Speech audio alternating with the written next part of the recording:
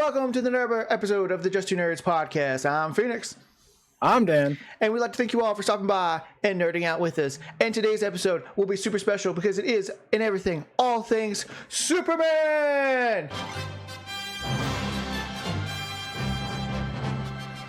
The Man of Steel, the bright light in the sky.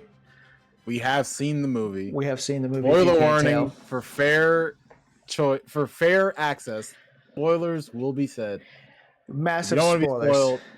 I don't care. Don't listen. Don't be spoiled. Yes. Don't blame me. This is your warning. Turn back now. Go away.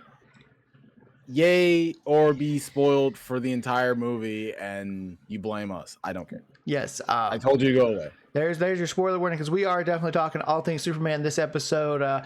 Typically we do a couple different topics, so I was like, nah, let's talk about one thing, and that is Superman, because it has been all over my TikTok since I've watched the film. Since before I watched the film, since I watched the film, it's been nothing but Superman. And honestly, I'm loving seeing it. But we're not just going to talk simply Superman. We're going to talk a couple things just around Superman. We're going to talk about the new movie.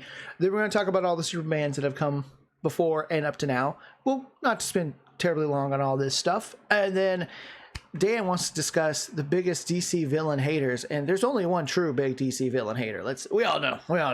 And look, I get it. We know who it is, but I also have an argument for how, and it goes into the new film, because to be fair, in this new film, they really go out of their way to make Lex Luthor a certified Division I hater, professional hater in this film. Professional. Like they make it obvious as fuck that he does not like this man. In the definition, I hate the way that you walk, the way that you talk, I hate the way that you dress. In every stretch of that imagination, that is Lex Luthor to fucking Superman. And he's not doing anything. He's just being a guy. Literally. I know the film jumps off into it, and we'll get into that. But you know, the funny thing is I made a comment because someone else made a video on TikTok just like poking fun at the Superman Lex Luthor thing, and it was like, Lex, we heard that Superman just did a new interview, and it's like, what did the interview say? He's like, well, he just doesn't like bananas. He's like, allergic to bananas or doesn't like bananas? Just doesn't like bananas. And then he proceeds as Lex Luthor to be like, we're going to buy Chiquita, we're going to do experiments on it, we're going to put all of our money into learning about bananas, and I'm going to find if there is a banana flavored kryptonite. If it's the last fucking thing I do, or I will make a banana flavored kryptonite. And shit. Yep. And the funny thing is, people would comment, and I went and commented on there. I'm like, Lex truly is a D1 hater, but there's still no bigger hater than you know who. And that comment is just blowing up. I'm like, but Lex is getting close. Lex is what we call the new kid on the block in comparison to the veteran who's been here for years and years. God. You know you're finally up there in the hater game if you're getting compared to a Mr. RF. Yeah. And I'm only not saying it because for anyone that might not actually know. Everyone who knows DC, though, you know. They know. But enough about those guys. Let's talk about the fucking movie. Whew. Oh my God. Definition of peak incarnate. That is what I wanted from a Superman movie. Again, you have heard us say it. I don't hate Henry Cavill. I thought it as a fundamentally looking Superman looked the Calvarine, dog. The Calvarine. God, that was so good. Oh, we love Henry Cavill here. Henry Cavill. I've enjoyed his work, whether good or bad, since I first saw him in The Immortals. I've really enjoyed Henry Cavill. When they put him as Superman, I was like, man, that guy looks like Superman. But then you watch this movie, and I'm like, this is Superman. And I get there are different interpretations of Superman, but when people watch a Superman movie, this is the Superman they want to see. They want to see the happy, I am cheerful. Let me help out a squirrel. Like, that's the Superman you want to see. That's the Superman that I want to see. Oh, in the middle of fighting a monster that's taking over Metropolis, he's then also game planning on how can we save this monster. Like, we could take it to an outer space zoo. We could have put it down humanely. Like, there were so many. He was thinking of ways of not only saving this creature, but doing it the right way. Yeah. He wanted to find humanity, and then while fighting him, he saves a squirrel, he saves a dog, he saves a woman, he saves a little girl. Like, this is Superman, guys. This is how he's supposed to be. And then obviously one of my favorite lines in the watching it is when he's in the Fortress of Solitude, and again, spoilers, Krypto's nipping at him, and he's like, "Well, golly, hey," and I'm like, I was like, "Oh no!" I'm like, I know this is some typical Superman shit, but I'm like, so funny seeing that. So when the moments where Superman is talking like he's from Smallville, Kansas, and like every sense of that, all of those moments of Superman talking just as if he's just a small town farmer in Kansas. Yes. I love because loved it. Don't get me wrong. Again, we love Henry Cavill, but I didn't get that from his Superman. No, he was always so stoic throughout the whole film. And I know we're already comparing the two, but like, yeah, he was always so portrayed stoic. as a god. Yeah, he really was. And yes, Superman really is, you could say, a god among men in his story. But what makes Superman is the man part of him. Yeah, he grew up a simple kid of two farmers in Kansas, and that's the life he loved. And then he's like, "Oh shit, I have powers. Oh shit, like, holy shit, you know, I can actually help people. I can help people." And his parents raised him to be a good man, and you see it in this film. Okay, do you want to just start from the movie, or are we just going to start throwing everything around in this movie? Because we start from the beginning. We can go from the beginning. It doesn't matter, honestly. I love the Kansas. We'll get to the Kansas. So since we're gonna focus here for a second and actually start going through the movie, we get into spoilers. I want to start this off real fast by saying every one of you little crybabies on the internet, and I hope everyone else see that. I'm gonna call y'all fuckers out on this. Those of you complaining that Superman got beat up a bit in this film, read more Superman comics, watch more Superman media. He's not always this indestructible, I never get an ass whooping shit. There are clips of him getting beat up of like lower tier metahumans because Superman's constantly in a state. I don't know which film it's in, but there's a film, it's an animation where he's talking with someone and he's like, I constantly have to hold back because the minute I stop focusing, I could crush the world or something like it's a whole, and he's like, I can't not constantly control myself. And like, y'all don't understand, that's what Superman is dealing with. This is why he's not murking people in one, like, this man is constantly holding back every single time, and he doesn't know how strong anyone is that he faces, so he might get hurt. I know a lot of people are probably thinking like, well, how does he get hurt? Because of that, he holds himself back. And also, if you watch the movie, you'd know why he got an ass whooping by fucking Ultraman in this movie. Yeah. Like, if you don't know why, you'll find out by the end, and anyone that lies to you that tries to say otherwise doesn't know enough Superman stuff, because they say it right in the fucking beginning. This is a Superman who's been Superman for 3 years, and for the first time in 3 years of Superman, he's finally lost a battle. What? Did y'all miss that? Could y'all not fucking read? I also think it's a point in storytelling as well. When you have a person that is all powerful and they genuinely just never really see the light of the side of getting their ass whipped. When they finally get their ass whipped, that's a more than humbling moment than anything else in any type of media whatsoever. Like another example, because we're Dragon Ball fans, Goku has gotten his ass whipped multiple times. Yep. A lot of humbling adventures that Goku has been put through. Fucking, what's an Ash Ketchum. Every time he goes to a new region, he humbly gets his ass waxed by some new kid on the block. Every time. I'll never understand that decision. Doesn't make any sense, but he still gets that ass waxed at every moment. It's almost like making him lose a fight or showing the effects of Superman losing the fight was more grounding for Superman than it was like in Man of Steel. Because in Man of Steel, it gave you a version of Superman that's like, no one can stop this guy. And it set it a precedent in the Snyderverse when it came around to the time of Steppenwolf and the other big bads of that that Snyderverse universe, the only person who could do anything to any of them was Superman.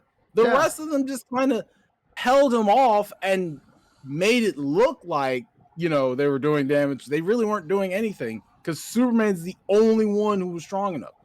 Yeah, that's not a superhero. That's a god. Yeah, and that's clearly what Snyder was going for. But when you think about it, it's like, well, if you make your Superman this powerful, how'd he die in that first film? Exactly. They had to make someone as powerful Superman. Superman is not getting beat up by people who are not on his level unless he's letting them actually do it.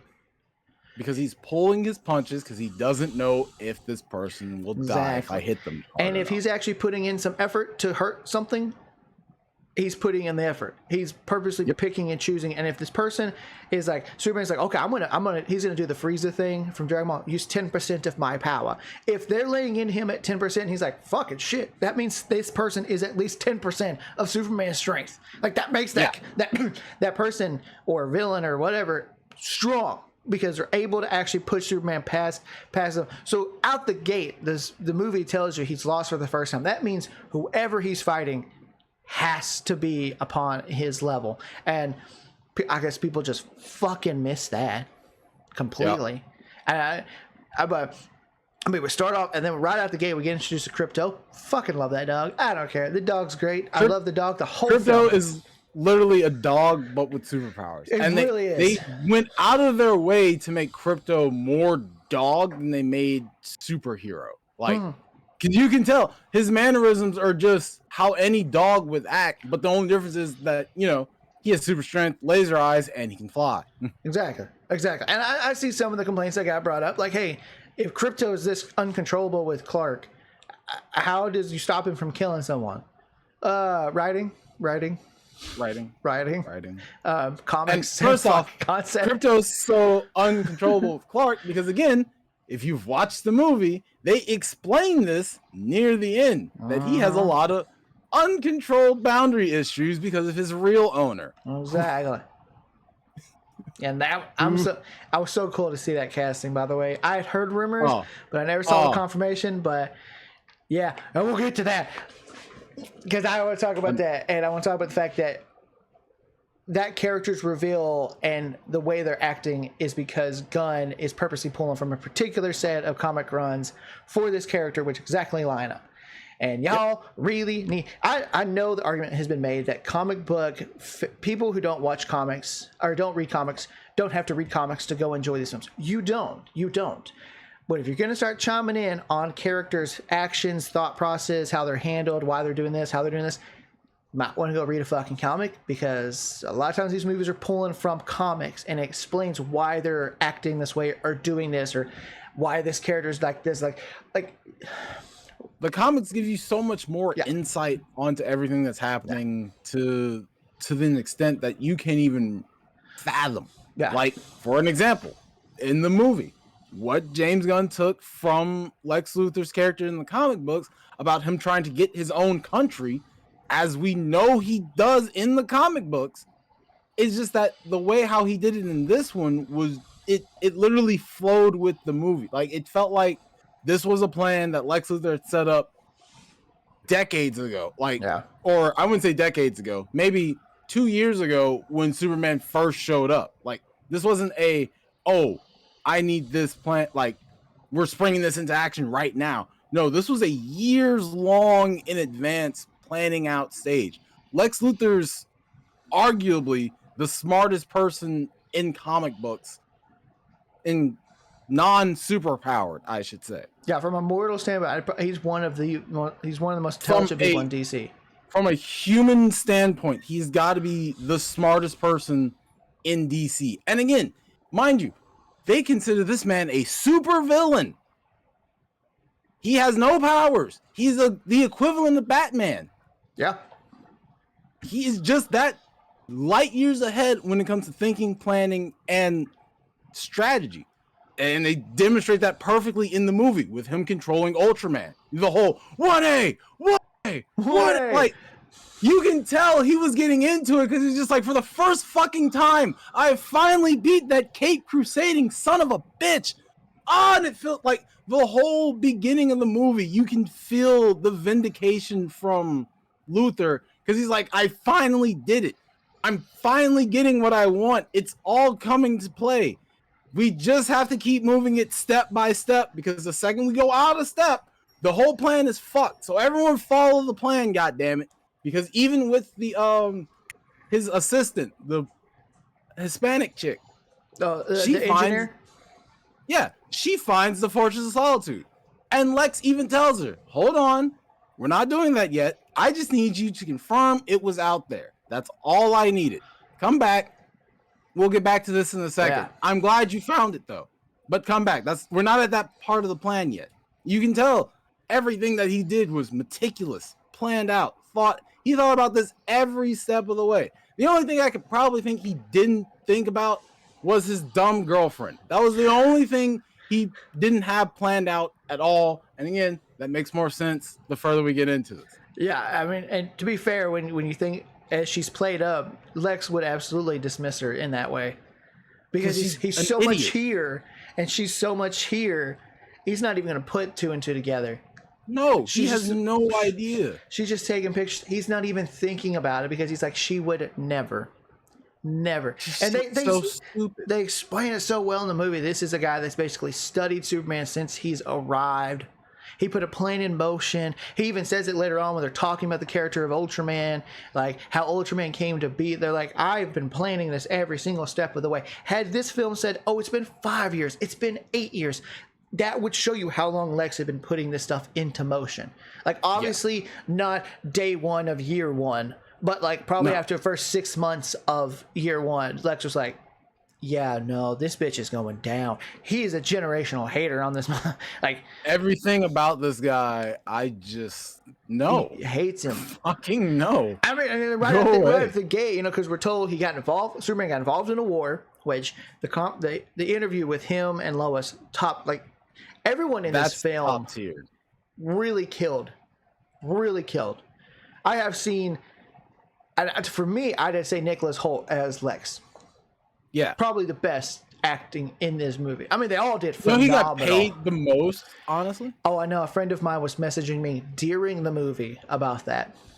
Yeah, he got paid like $2 million in comparison to everyone else was like only a $750,000. I'm sitting there like, but I mean, that's a $2 million performance. That was a $2 million performance. You could tell he was all for like the entire movie from start to finish. Lex Luthor was on that shit, and he was not gonna have anybody stopping him from taking down Superman. He got his goal for a little bit. Holt got cast as Lex, and they're like, we're gonna need 100% from you in every shot. He's like, I'll give you 150 in every shot. And the man, for 150% of this film, was just all the way in. Incredible fucking performance. Jesus Christ. So and you know, and right after we have that situation where Clark lands out in the Fortress of Solitude, he gets dragged away, he gets his healing, all that stuff. Love the interaction with the robots. I saw, you know, jumping right in. I know a lot of people were trying to say, I don't know if you've watched any of the reviews. I watched a couple of reviews. I watched a couple. Those that are making the argument that because there's no origin in this story, it feels like we're missing something. I can say that there could probably be a film that takes place before this, and if they decide to make one, cool. I'd also like to raise the point: how many fucking times do we have to reissue an origin story for a character? Yes. Like, I'm gonna be so honest right now. If they were to do another Spider-Man movie with a different actor, and they showed you Uncle Ben dying for the umpteenth time in a row, when we all know from Spider-Verse, that is a canonic event that will happen no matter what. Why do we need to see it again? Exactly. If you know what's going to happen, like, I get it if it's a kid watching the movie, you know, someone new, someone brand new who's never seen it before. But an adult, dog, if you've not heard any of these stories yet, how did you not know the origin of Superman? Like, I feel like the origin of every character is pretty well known to an extent. Like, Aquaman, he was born that way. Flash got his powers from a lightning accident.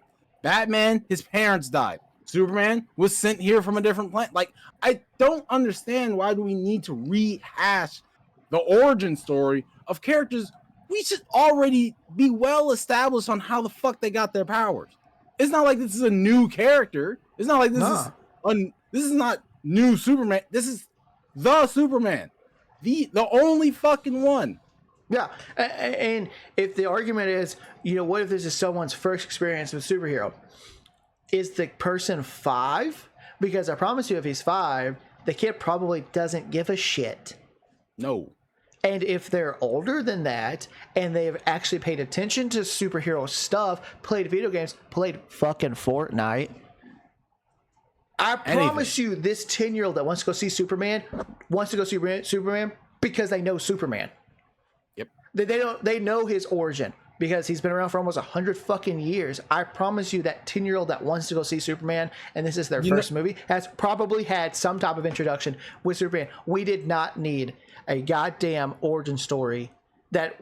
If you notice, I left the gap between kids and adults because everyone knows teenagers are constantly glued to their phone. That too. So they find something that they like, I guarantee you they're going to research it or look it up on TikTok or find some way to figure out everything about this character. Teenagers will figure it out eventually. Children, different story. Yeah. Adults, get over it. I don't know what to tell you. How do you not know any of these origin stories? And the fact that you want another one, you are insane. Yeah. I bet you if you were to walk the street and come across anyone like that preteen age up and say, do you know anything about superheroes? Maybe a little bit. And like, do you know the superhero Superman?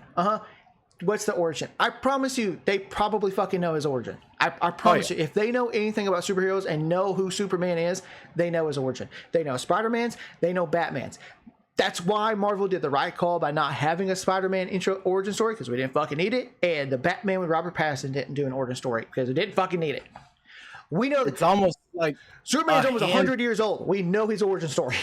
It's like a handful of characters you just don't need to tell how they got their powers. They have their powers because that are how they got to where they got. Like, again, like you said, Superman, Batman, Spider-Man. Those are probably the argued big 3 because we know Superman, Uncle Ben dies. With great power comes great responsibility. Batman, both his parents got shot outside of the theater because he was scared. Superman, he was sent here from an alien fucking planet. I don't know. Yeah, I don't understand why we have to rehash the intro every hero for Mr. Jackass who doesn't know shit about comic books but has the audacity to critique it as if he's been watching comic book movies his entire life. Exactly. If you're critiquing is because you know comic books and you're like, it should have been partially had an origin, I promise you this one did not need a fucking origin, and it's a good thing it didn't. Because here, if you actually need an origin for Superman, you can have his origin in another movie where he's maybe discussing it with someone who doesn't know him as a character. Introduce a character that might not know who Superman is, and then you write the story around it where Superman has to explain who he is. There's your origin. That way you can get it, and but you didn't need it in this because I promise you, everyone knows who the fuck Superman is. Yeah. I could probably ask my fucking daughter who Superman is, and she'll be like, I know who he is. She might not know his origin, but she doesn't pay attention to comics like that. She doesn't pay attention to characters like that. But I promise you, she's heard of fucking Superman. Oh, yeah. And Batman and Spider-Man, mostly from me. But I promise you, if she would have been like, I want to go watch this, she would have known stuff about Superman, bare minimum. Bare fucking minimum. So and then, all the reviews that are saying it should have been have an origin in, no, it fucking didn't. No, it fucking didn't. Also, and since we're also moving, we're going step by step here. The Justice Gang. Yes. Okay, my God, the Justice Gang. Oh my God, the Justice Gang. For starters, Nathan Fillion as Green Lantern, as Guy, peak. I don't think there's been a role that you've cast Nathan Fillion in where he has not killed it. I don't think there's one. Like, even, again, my favorite game, Destiny 2. He plays a character in that. He plays Cade 6. He is my favorite fucking character. He's the entire reason why I picked the Hunter, because he's a hunter. And I'm sitting there like, this guy is fucking hilarious. This dude's everything that embodies what I want to be. Dumb, eccentric, Asshole. Funny as hell, and just an absolute laugh riot to be around. I didn't know. I know from most people that I know, and you're online a lot, when it comes to Green Lanterns, everyone's like Hal Jordan, John Stewart. Which did you see? Did you see who's John Stewart? Yeah. Who's gonna? Yes. Fuck yes. Yes. Yes. God, shit, man. Oh god, I can't believe we're getting John Stewart. But anyway, so when I saw that Nathan Fillion was going to play a Green Lantern, I was like, okay, so Nathan Fillion's a bit up there. I guess he's going to play like an older Hal Jordan. And then it's like, no, he's going to play Guy Gardner. I'm like, holy fuck, we're getting Guy Gardner? Yeah, we got the Guy Gardner pool. We're like, where it's like, if you don't know anything about him, it's going to be an interesting start to the Green Lantern Corps. If you know anything about him, you're like, this is the Green Lantern they start with. Holy shit. Holy fucking pool, Batman.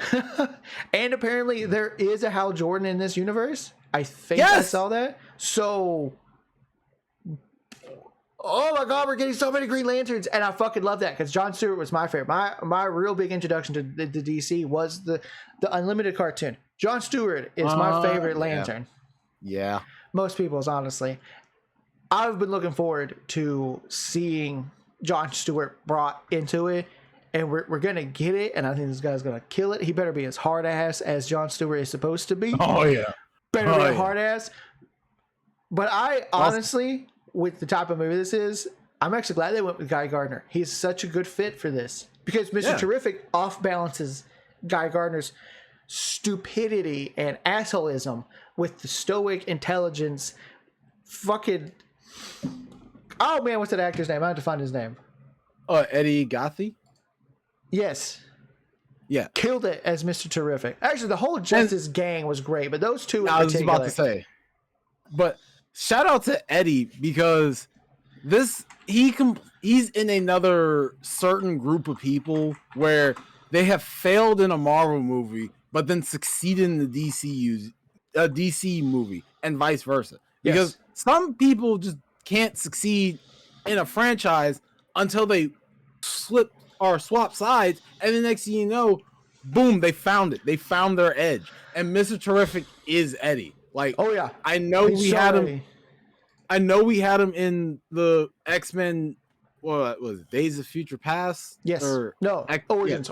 X-Men Origins. First Class. Shit, we forgot. First Class. One of the two. Either way, we had him as an X-Men, and I was like, dog, he was the best character in X-Men, and they just killed him off because he was too strong. And I'm like, you're joking. Yeah. The guy who can adapt to anything can adapt to this dude's power, which he's been proven to do in the comic books, to adapt to anything. And I do mean anything, but I mean, sure, yeah, whatever. As Deadpool said to the Calvarine, we'll treat you so much better than those shit fucks down the street. And James Gunn absolutely treated Eddie better with this because he was fucking incredible as Mr. I'm goddamn Mr. Terrific. Shit was so fucking good. And we're not glazing the movie. Like, he literally has a phenomenal performance. There's issues in this movie, sure. But from the performance aspect, everyone was fucking bringing it. If you don't believe me, go and look at everyone who's seen this movie. Half of them aren't even talking about Superman. They're talking about Mr. Terrific. That's how good a performance you have to do for you to get, again, you're being talked more about Superman. This was his movie. Superman's movie, not Mr. Terrific, Superman. And there's still people talking about how good he was as Mr. Terrific. That says something.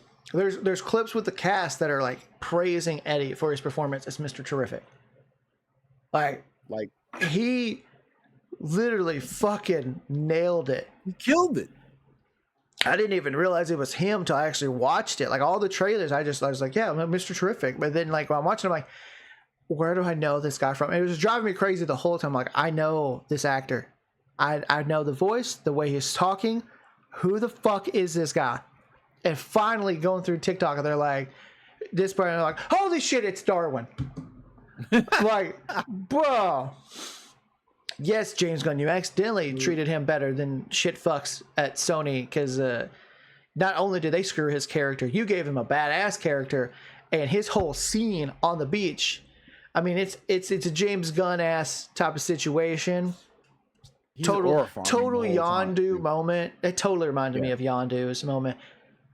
If you notice, he was just straight up aura farming. Because he was. To be fair, he could have walked around that force field. He could have easily walked around. But he was like, nah, I'm going to use my drones and twirl over the top and land on the other side. That's aura. And he's farming the fuck out of it right now. Yeah.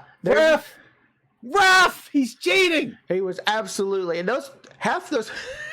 I don't see the scientists that are not in any type of gear just get straight donked out by his bots is hilarious. The whole scene where the dude's like getting tasered right in front of Lois. I'm like, God damn! Like, for like 30 seconds, this dude's getting tased. I'm like, dog, this is what happens when you work with villains. These are the hazard pay that he didn't tell you about. Yes. Let's not tell you about hazard pay, because motherfucker, you're experiencing it right now. This is the hazard of that job. You fucks. That scene was so fucking great. And his reaction to everything throughout it. Like, he sees the dog. He's like, the dog. It's like, the dog? Is that a dog? Your dog can fly? And when he confronts Clark at the end, he's like, hey, quit messing around. Doing important stuff over here, man. Like, man, that's doing important fucking stuff. Great. Eddie killed it as Mr. Terrific. And I hope... Oh, yeah. When Mr. Terrific is not in these films, it better be because Eddie had to step away. Like, there better not be some bullshit ass reason. James Gunn took that classic Marvel comedy aspect, just slightly took it out of Marvel and injected just a little bit of it into DC, and that somehow made this film twice as better because the comedic blows were landing perfectly. It's just like the Guardians of the Galaxy movie. Yes. In those movies, the comedic timing is S fucking tier. You want to know why? Because James Gunn is a really good job of writing comedic timing for certain characters. Mm-hmm. Like Drax, I believe Drax was the comedic force in a lot of the other Guardian movies. Like, the one scene that lives rent-free in my head is when they're getting back on the ship. Get out of the way, smaller, dumber Groot! Yeah. When Groot's just like a little small guy, and he's just like, bro, what the fuck? Who writes that as a sentence? It's like fucking James Gunn. I mean, were there some moments in this film where the comedy probably could have been left out for a more serious? Sure. Like that scene where they're in Superman's apartment, or maybe it's Lois's. I'm not sure. Maybe it's Lois's apartment. Whichever one, and they're actually sitting there talking, and you can see behind him the crazy shit that's going on. And apparently that made some people mad that Superman wouldn't get involved with that. Helping? And I'm like, one, they kind of explain why he's not. He's got a whole bunch of bullshit going on right now with the reveal of what Lex. I'm sitting there like, the video. Hey, sir, didn't you just not watch the movie where they just exposed him to the entire world? Why would he be out helping someone right now when he's literally a wanted criminal? Yeah, wanted criminal. And he even says... and if I'm not mistaken, in the next scene, didn't he turn himself in? Yeah, he turns himself in the next scene. The fuck? And he says it when he's talking to Lois, because she points out, she's like, you gonna go help with that? He goes... Nah, they got it. It's just a space imp thing. They got it. And again, you have this pretty serious moment between him and Lois. It's right after their big fight. They're talking about it, having this real reasoning heart-to-heart moment, and you just see in the background Guy Gardner beating this giant starfish squid with a fucking green bat. And I'm like, that's probably a moment where we didn't need to see a giant green bat. Like, you could have still had the fight going on and him like shooting green energy beams to try to grab it, but the fact is you have the serious moment, and then behind Superman over the show you just see bonk bonk bonk bonk with the green bat. And like, you know, it might have worked if the bonk would have like sent the imp like off screen for a minute. Nope, just bonk bonk. It's some straight up Tom and Jerry ass shit right there. And I'm like, okay, that part, while funny, probably could have been left towards like the end of the conversation between those two. Like, should have saved the bonking towards the end when he's about to fly off. But right in the middle of the serious conversation, bonk, bonk, bonk. I'm like, oh my God. I'm like, it's James Gunn, but I'm like, fucking shit. God damn it. But why won't you die? Why are you still fighting? I'm hitting you with the bat. Like, this guy probably is just like, just die already. Fuck. You see him put it in the net. It's like, God, this took too long. And as they're flying off in the distance. Yes. Like this movie has a lot of good, serious moments. The interview with Lois and Superman, the conversation they have in her apartment before he turns himself in. The conversation in the pocket dimension with the elemental guy, like right before he saves his son. Yes, that was a good one. Which also, Rachel Brosnahan, I had to pull him up. Great as fucking Lois. Oh, yeah. She really captured that, just that in your face reporter Lois, like all in. I loved Jimmy Olsen. I'm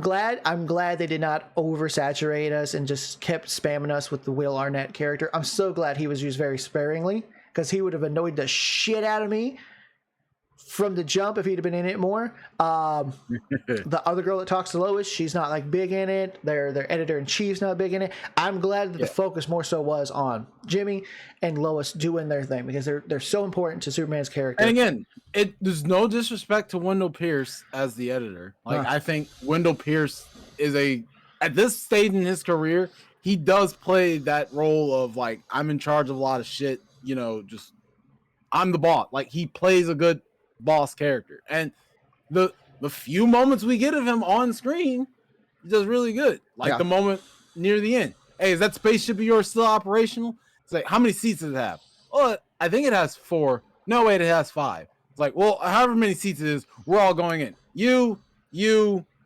stop what you're doing. You're coming with us, and you.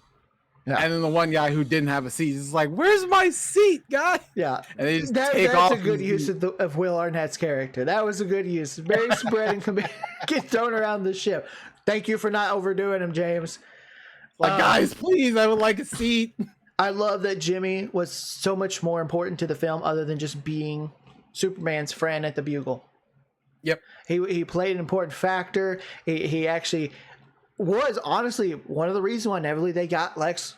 Because Lex ended up getting caught for his bullshit because of his source, because of the dumb girlfriend. I love that Jimmy was actually really important to this. Unlike Man of Steel, they just went, "Pah! Jimmy, what the fuck?" And I was gone. Here's Jimmy. Bye, Jimmy. Like, Jimmy played an important fact to this. He was right in hand with Lois. There's even a moment where he's like, "I got a source, and here you go, Lois." She's like, "I love you, Jimmy," because that's how Jimmy and Lois are supposed to work with each other. Yep. Like, Jimmy is someone that can help Lois because she gets so consumed in it, because she's so good at what she does. She needs someone like Jimmy. He's an assistant. Or I wouldn't say an assistant. No, exactly. Yeah. She needs that help every once in a while with someone that sits on the outside. Also, fun note, I don't know if you saw this, in the evacuation scene, the highway showed different cities. One exit was to Gotham. The other exit was towards, I believe, where the Flash lives. Star City? And I missed that. The straightaway, if I'm not mistaken, was to I think it's I think it's near one of the military bases where Hal Jordan ends up being. Oh, see, I didn't catch that. Yeah, I didn't catch that.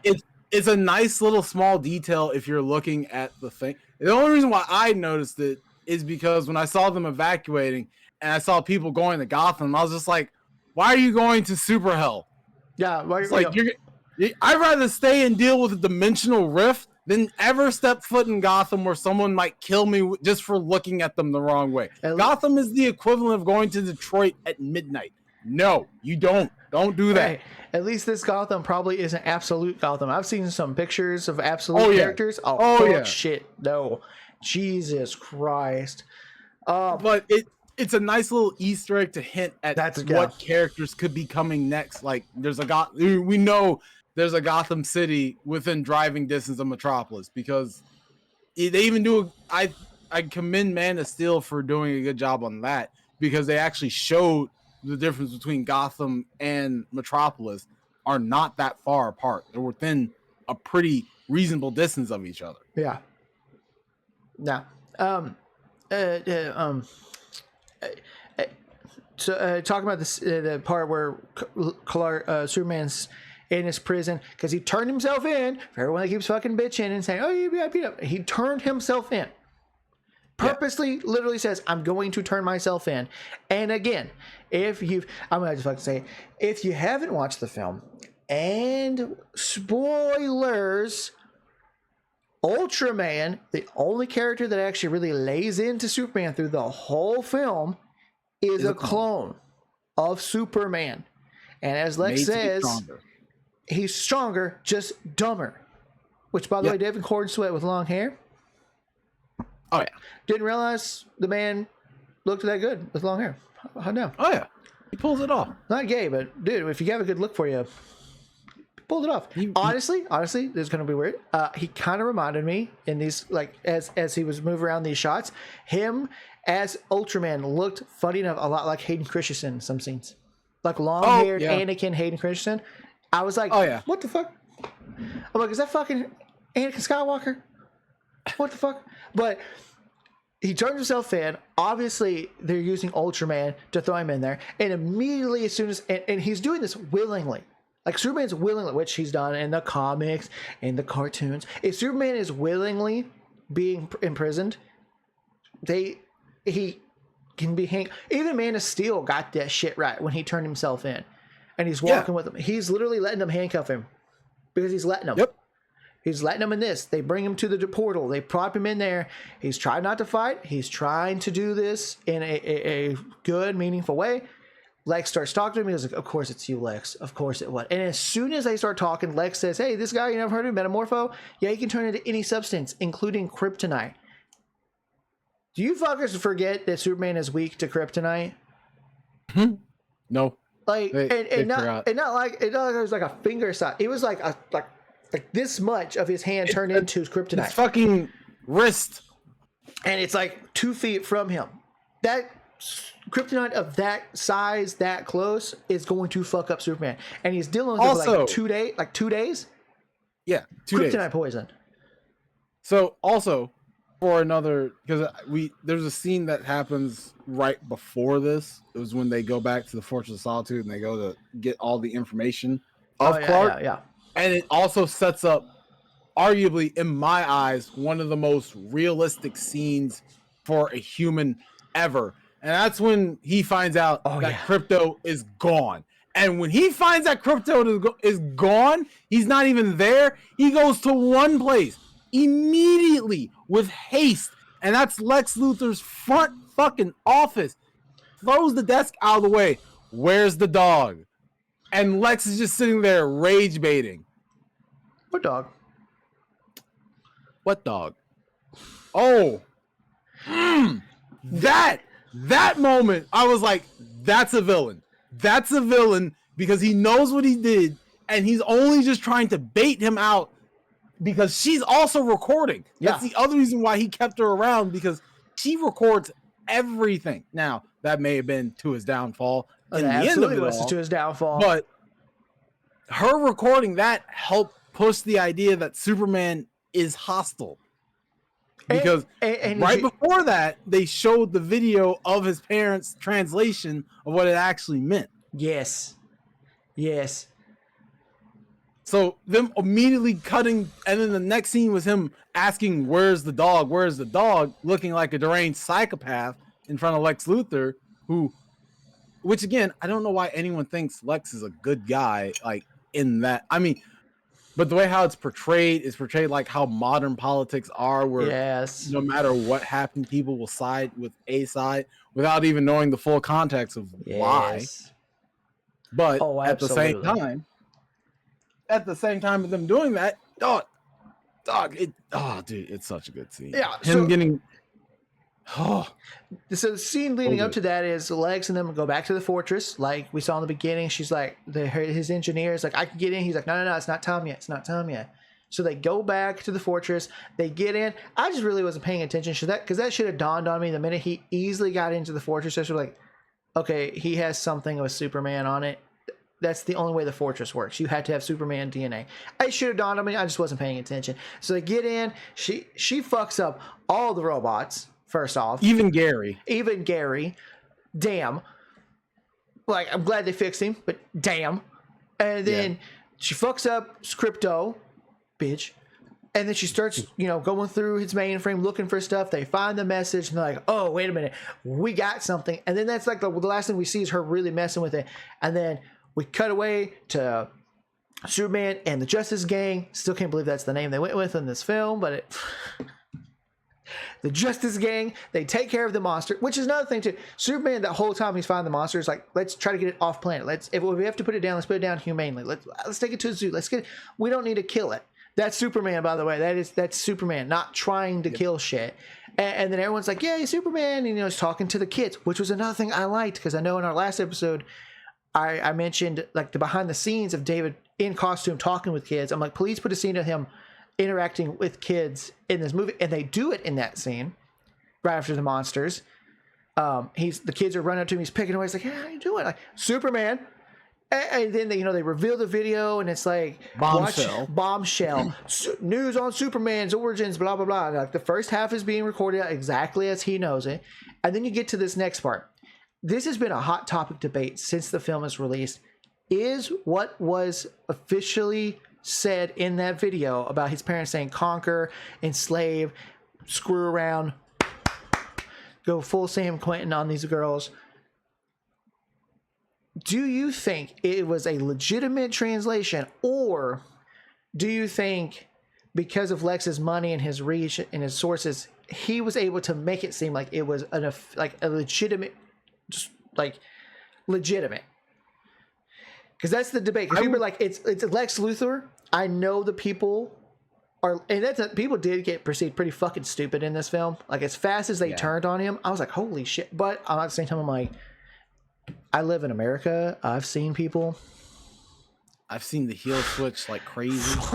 He'll switch harder than fucking WWE with people in this country. So it happens. It infuriated me, but I'm like, that's legit. But yeah, it felt real. It felt real, legit. It hurts Ruben to his core because he's like, I'm seeing this for the first time. He doesn't know if it's actually legit. Mr. Terrific says, no, man, it's legit. These guys wouldn't be faking this kind of stuff, but it's Lex, and people did bring this up. It's Lex Luthor. This is totally in line for him to make it seem with all his money that it's fake. Someone said Brainiac, but I don't think Brainiac's going to be. And you also have to remember when it comes to that too, is that he now has the language.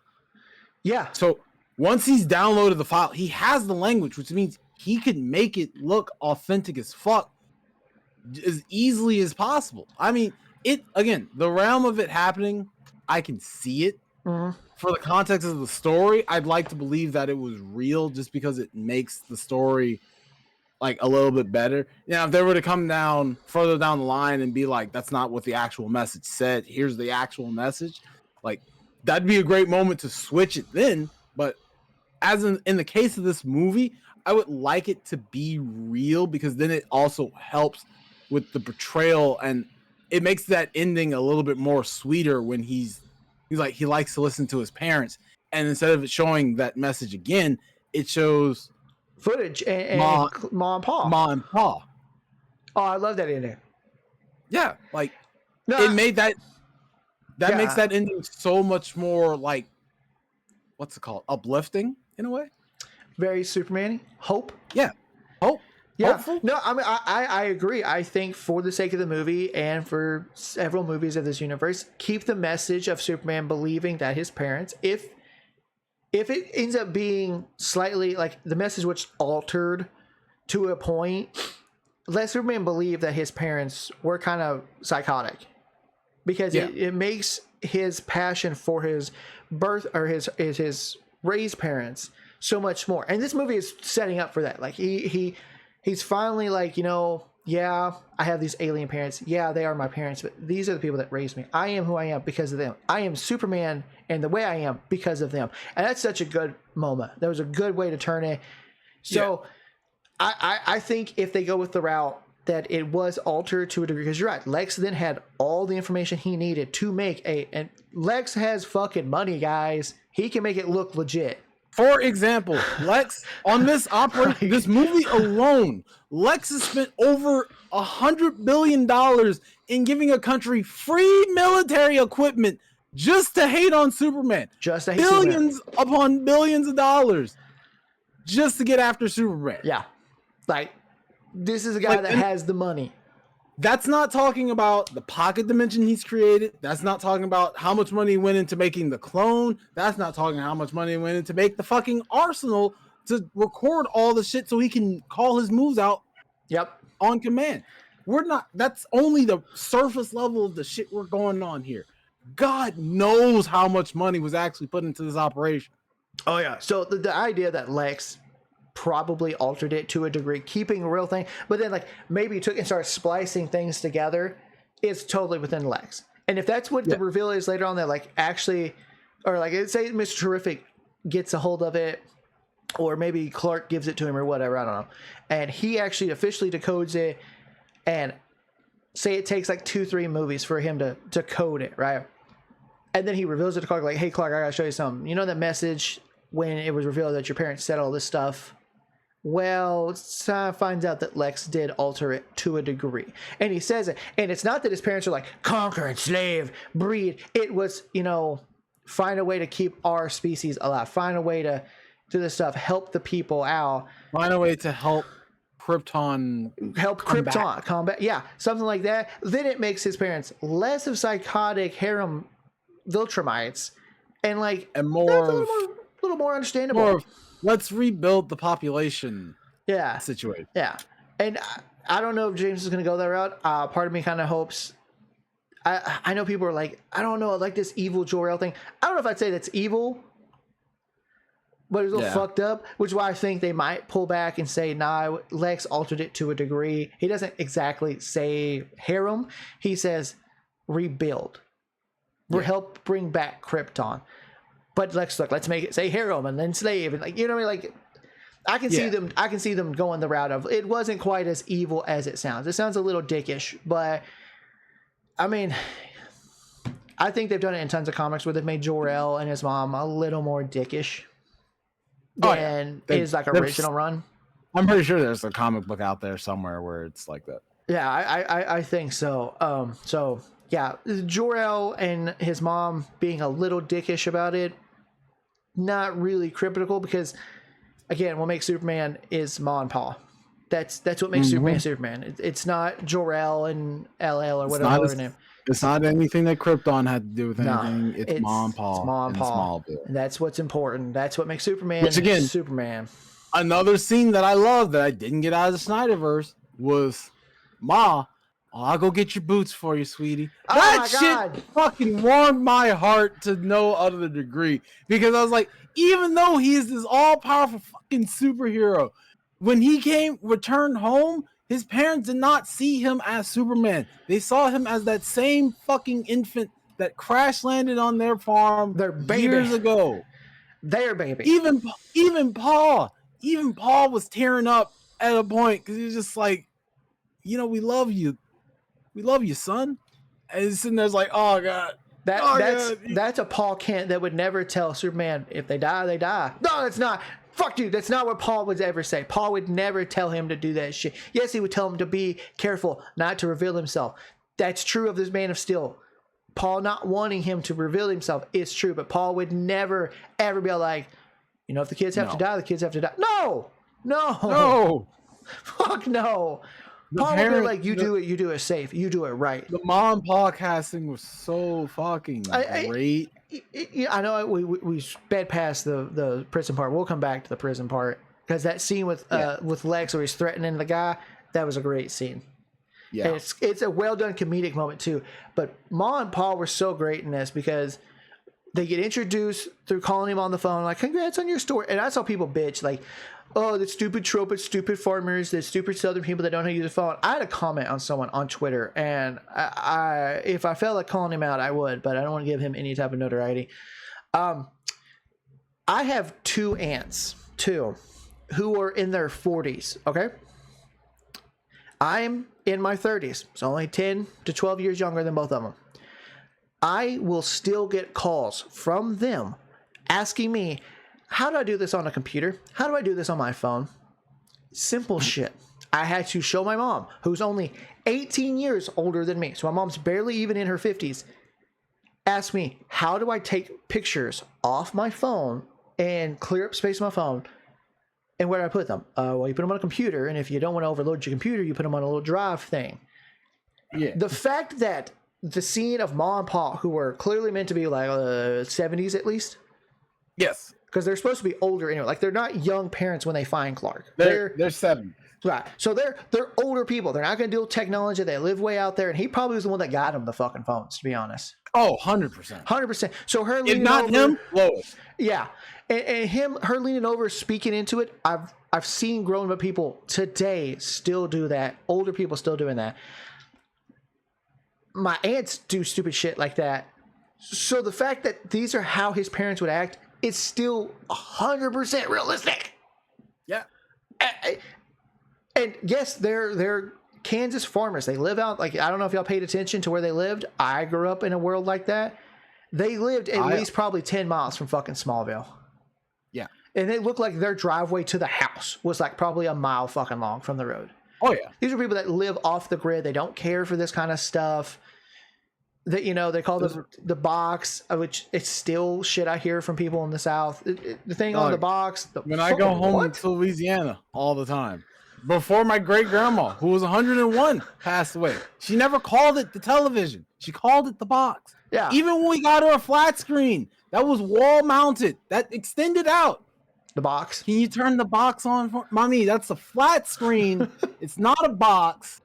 I can get you the remote, but it's a flat screen. It's a screen now. Yeah. How do I turn it on? The button that has a big power button on it. It's red usually. That's the one. When my sister, she got my grandma an iPhone for Christmas because she upgraded her phone. Watching my grandmother try to work an iPhone was kind of funny because she didn't know what to do. Exactly. Half the buttons on there were confusing as fuck to her. She's used to having a house phone where she can just type the buttons in. She doesn't need all the apps. She doesn't need all. That's what she told my sister. She doesn't need all this. I don't need all this shit. I just need to call people. Yeah. And she's like, well, Grandma, you can. You can also FaceTime. You can also, and she was going through all the different things. It's just funny. Yeah. So, see, people, if y'all are mad about the mom and pa being real country bumpkins about shit, it still exists today. A lot of you just think it's not because some of you are grandparents in your 40s now because you had kids when you're 15 and then you're 15, you have a kid. Just because you as a grandparent might understand technology doesn't mean others do. Plenty of people don't mess with technology even if they have a fucking smartphone. They don't mess with it. Oh, yeah. It's just a phone to call because they know they need a phone. That's Ma and Pa. They don't care about this kind of stuff. They live off their spot, and it was not inaccurate. It's 100% accurate. Okay, y'all need to come to the fucking South more often. And that scene when she brings him to the house and they're bringing him in, and he's sick from kryptonite poisoning and from almost dying in a black hole. Yep. And Pa's like he's upset, which. Right, almost brought me. I was like, because he's hurt. He's like, is my boy gonna make it? And I saw people commenting like, this is so stupid for him to say this. He knows his son and what his son can do. Why would he ever assume his son? He's never seen his son like this. His son's never had kryptonite poisoning in front of his freaking dad, dog. Never had kryptonite poisoning. Never been to that degree of kryptonite poisoning. He's like basically severely sick. And Paul is for the first time like, I've never seen my boy like this. A boy that's never been sick a day in his life is now like veins. Like, did y'all miss the black veins and shit running up his face? Like this practically throwing up on the carpet. Jesus. Yes, and even Ma says that he's a big mush, so he's a big softy at heart. Yeah. And guess what? The next morning he was perfectly fine. They had their moment, and like you know, his pa comes out, has that conversation with him. It's clear they were just upset in the moment because I'd never seen their boy look like this. And look, I'd argue and say that yeah, he has that fortress of solitude where it can beam direct sunlight straight on him, but he will never get as good of a fucking rest as he did in that bed with the Wow. sunlight hitting him the way that it did. Because again, I love that James Gunn went out of his way to show the sunlight entering from his room, landing directly on his chest in his bed. Like that's a shot you include when you have a character Perfect that's symbolism. powered by a yellow sun. Yeah, he's in his home. He's in his bed. He's surrounded by his mom and his dad. Sun in comes his down. element. Boom. He's in his It's element. I compare it to that scene in what was it? Age of Ultron, where all the Avengers got their ass kicked. Instead of them going back to Avengers Towers, they went to Hawkeye's home. Yeah. Yeah. It's that comfort, that home. Yeah, there's something about being back at home than being at, your base or your fortress that just doesn't hit the same. Yeah. Lois knew exactly where to take him. She could have taken him to the fortress. I'm sure he would have even told her. Yeah. But she's like, no, I gotta take him home. I gotta take him home. Better idea. Let's take him home. They fixed him up. Then Paul has that big moment with him afterwards where he's out there fucking eating. And I love how the conversation trying to kill the cows. Yeah, I love that. Like later, he's like, I had to take Crypto away from my parents' farm before he ate my dad's cow. That conversation, that's the Paul conversation, where he's like, it was kind of Yondu-ish from Guardians because someone pointed it out. Like, but hello, comics have been around for almost 100 years. You are likely to run into the same exact fucking storyline with so many different characters in just different ways. Who cares? Have you ever watched a movie before? Yeah. Every movie has the same tropes and everything. Have you not? Stories, it's called a hero's journey for a reason, jackass. Yes. Stories have existed for thousands of years. It is almost impossible to tell a truly unique, never been told story at this point, especially with comics. But it doesn't even fucking matter because that moment was big for Clark because he had kind of, not so much that he had pushed away Ma and Paul, but it's like he kind of been focused on like, I'm a Kryptonian. I'm here listening to my Kryptonian parents, and then they're telling me I have to be like this. I don't feel right with this, and that's when Paul's like, you know what? It's not what you do. It's like it's what you choose to do that makes you a good person. It's not who you're born as. It's what you choose to do. And I'm like, that's exactly what he needed, and it's exactly what he needed because after that he's like, he's right. I may be a Kryptonian. My parents may have wanted this, but that's not what I want. I want what my parents taught me to be a good person, to help. And that ending. Ooh. We cut to the scene of, then Ma's like, I'll get your boots. Yes. Then Miss Terrific calls like, if you don't get to Metropolis, there will be no Metropolis. Get here fucking now. And Superman's like, well, all about that shit with the fake Netanyahu's going on. It's just like, don't worry. We have people for that. And then they show arguably my favorite scene of the whole thing when the kid looks like he's about to get shot. Boom! Green box around him. Oh, shit. It's Guy. He's back. And he says, sorry, I'm not Superman, but yeah, I got you something better. So fucking Guy Gardner. But I'm better. And I was like, oh my God, that's such a Nathan Fillion Guy Gardner sentence. Jesus Christ. And then what I love James Gunn for this. To show Green Lantern manifesting his powers and not having his hand out the whole time because the Lantern Corps rings do not require the ring to be in the motion for you to use the fucking power. Every other Green Lantern, or especially the one with fucking Ryan Reynolds, did that, where it's like, oh, you need to show the ring so that you can show the power. Oh, Green Lantern powers, especially the green ones, are the power of will. Yep. That's manifestation of the thoughts. The power comes straight from the mind and the ring projects it. Why do you think when he was flipping over all the tanks, guess what some of the fingers were? Middle fingers. Yeah. He was literally flipping off the tanks in the literal sense. If I remember correctly, go watch the Unlimited cartoon, Justice League Unlimited. Jon Stewart's doing stuff without the ring physically attached to it sometimes. Yeah. They need the ring to make it happen. They don't need the ring to physically do it, though. The ring is how they manifest it together. Yeah. It's both thoughts and will that bring their power, especially the green one. And for those who you don't know, spoiler alert, there's more than one color of Lantern Corps. Before you get to that movie and you get all pissy, that is a bunch of rainbow colored Green Lanterns. No.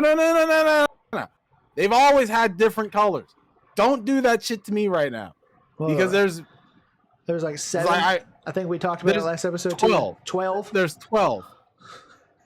And I know when that movie's come out, they're gonna see and they show, if they do what I think they should do and show all the lantern colors, someone's gonna be like, look at them injecting LGBTQ into my movie. Look at all the different rainbow. And I was like, a rainbow does not specify LGBTQ. First off and foremost, the rainbow of the color spectrum in DC, or especially the Lantern Corps, have different meanings for each fucking ring that it encapsulates. Yes. They don't mean what we think it means or whatever your weird mind thinks it might mean. They have their own powers for a reason. Yep. Because each color brings out a power that is manifested deep inside. Like green is will. I know yellow is fear. Red is rage. Red is rage. Black is death.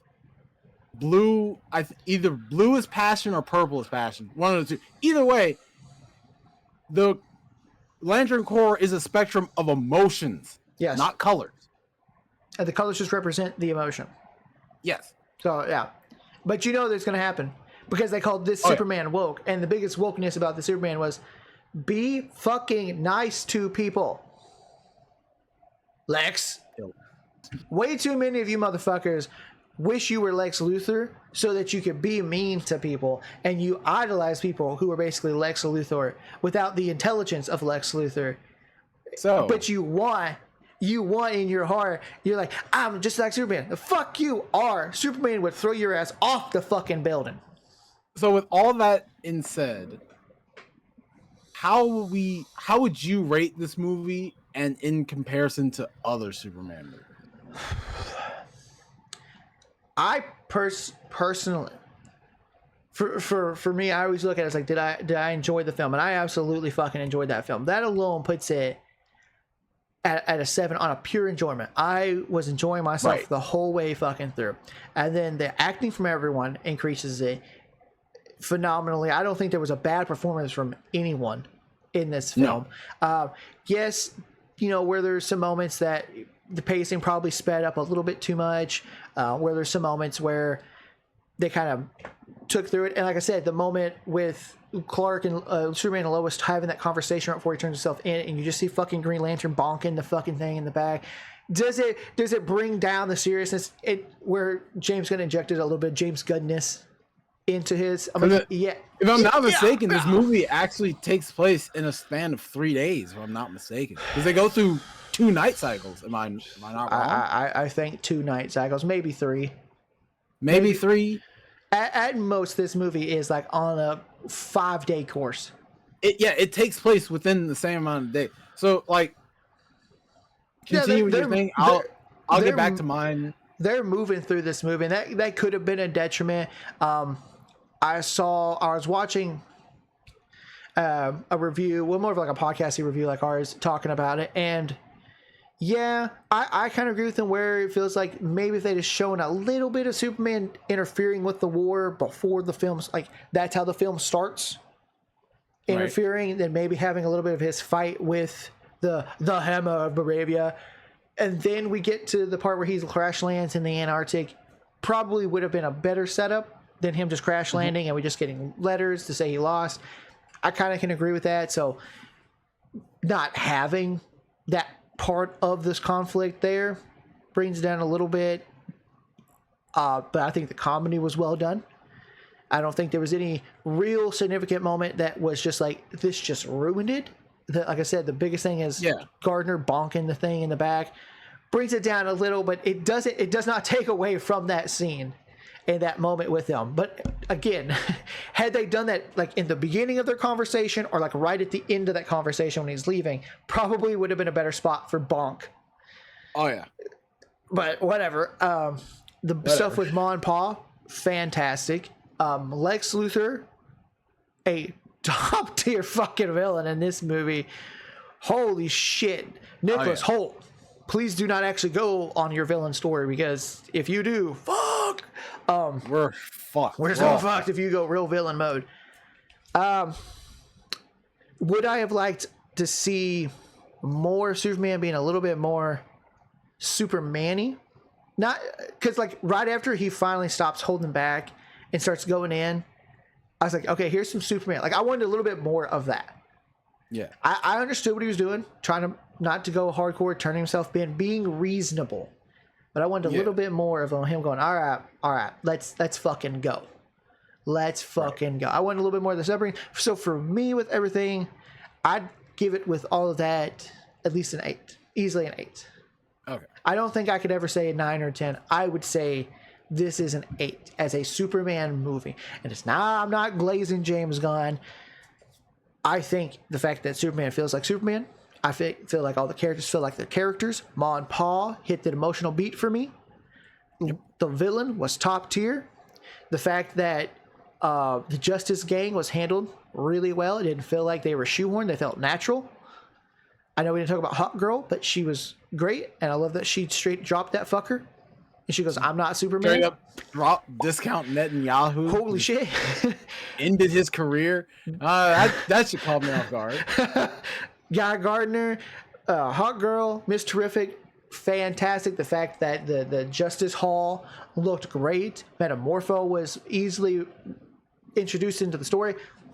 8 out of 10 for me. I think everything was handled real well. Pacing was a little quick, and probably left some things on the drawing room floor to shorten time.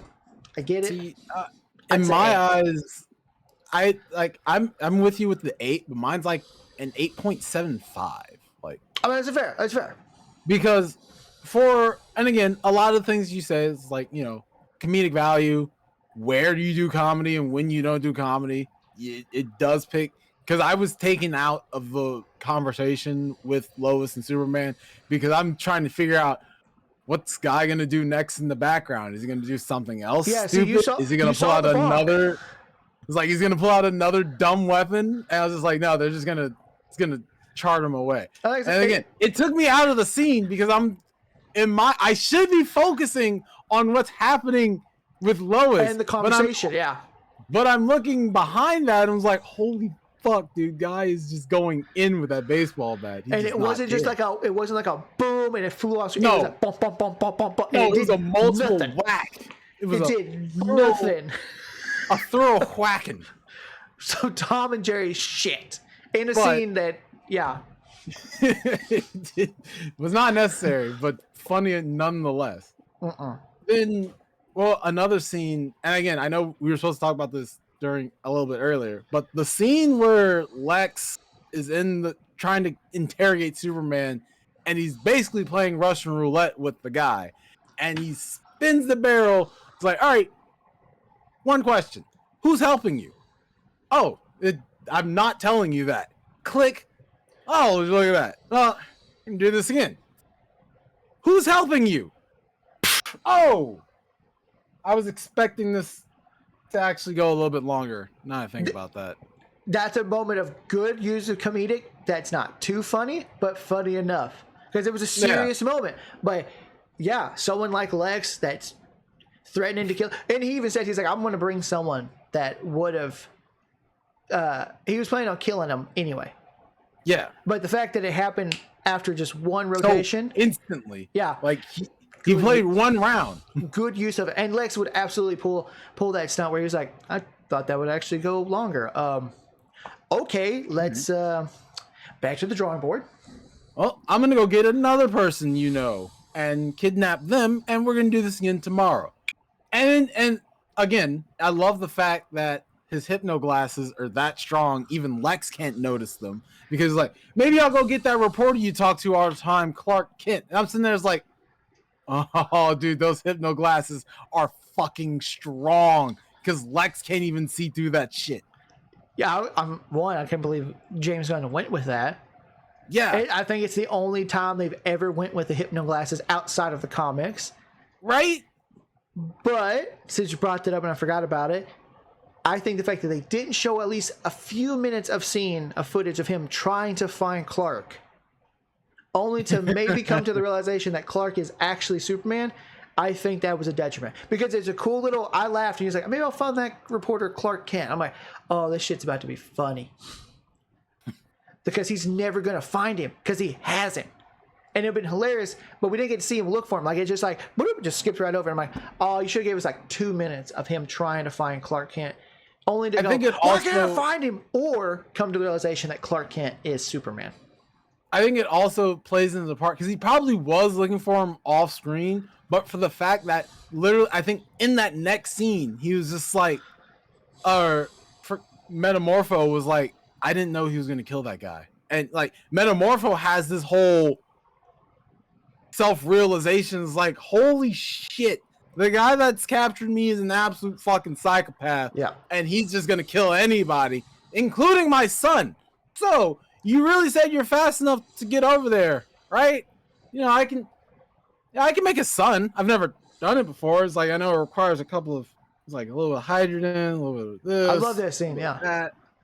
And then he just brightens the whole fucking cage, and he's just like, well, get up, go. Or after he stops doing the kryptonite, that part was funny to me. It's just like, well, get up, go get him. He's just like, I'm trying. I don't know why I can't. I need the sun. Because even Superman's fucking confused. He's just like, what the fuck, dude? I should be fine. It's like, there's no sun in here. Damn it.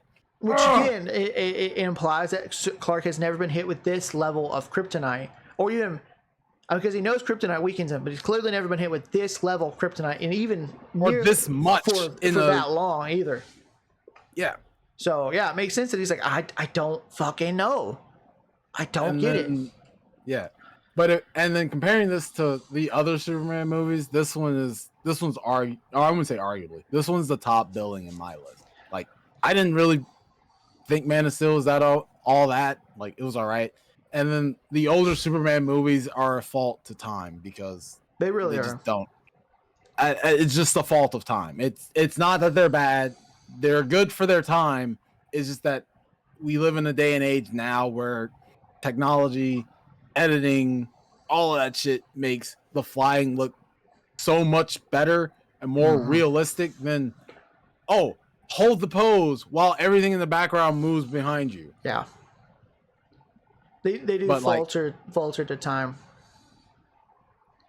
And honestly, I see a lot of people been saying that the only reason why people still hold those movies up is because of nostalgia. And I think it probably does play in a big factor to it. Oh, yeah. Like, let's be honest. Are they great films? 1 and 2 are pretty solid films. 1 and 2 are 4, great. No.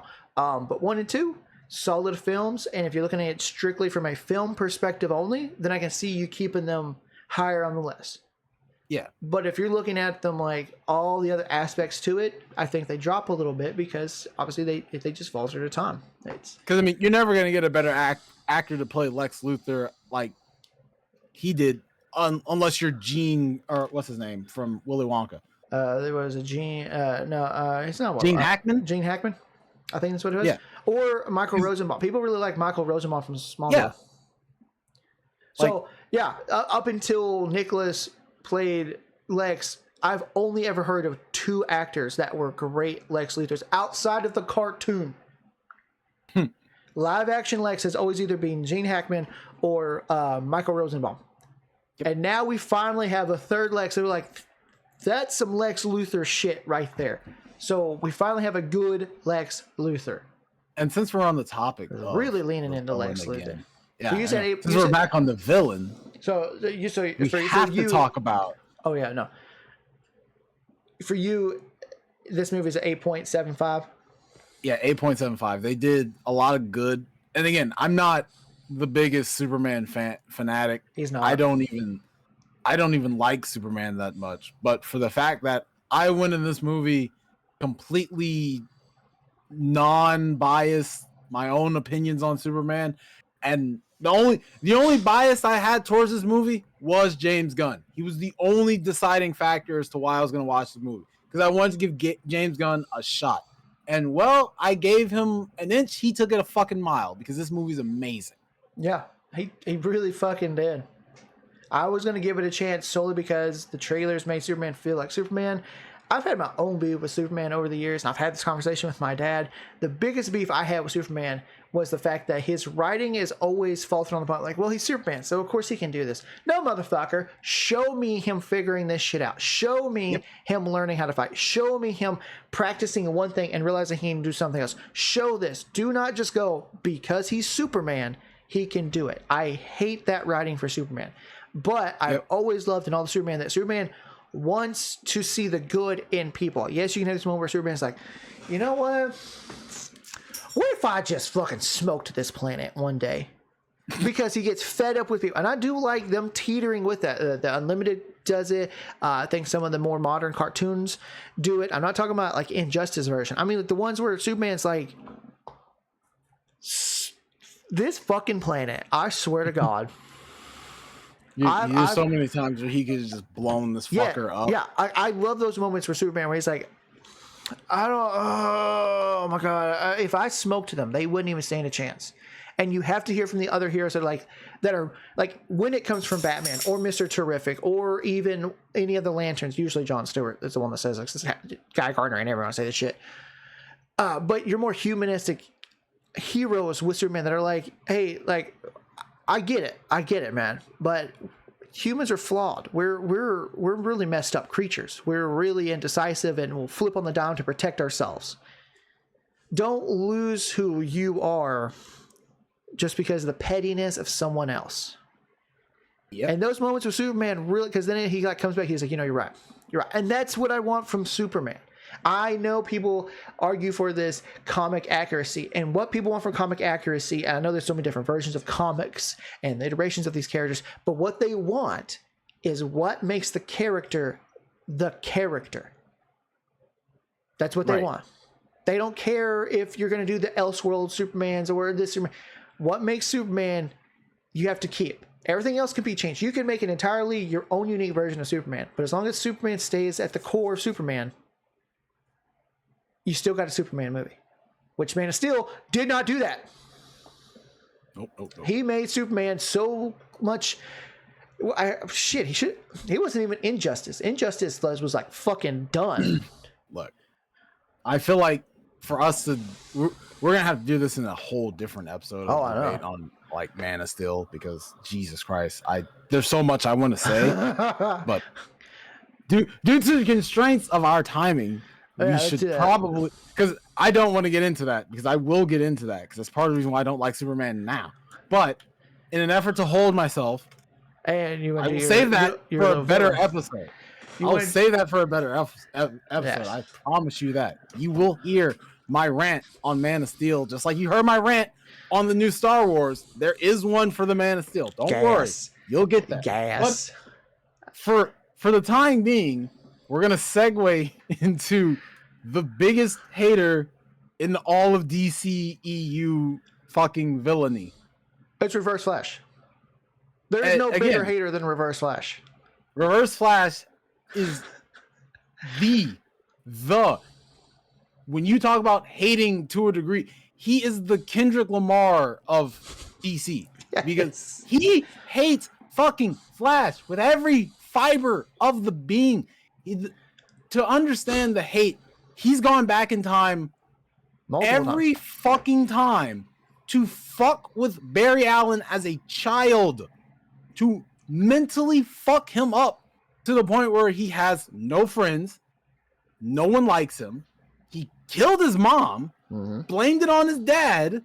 The amount of shit that Reverse Flash has done to Flash, it's astronomically fucked up. Yeah, there's no bigger hater than Eobard Thawne.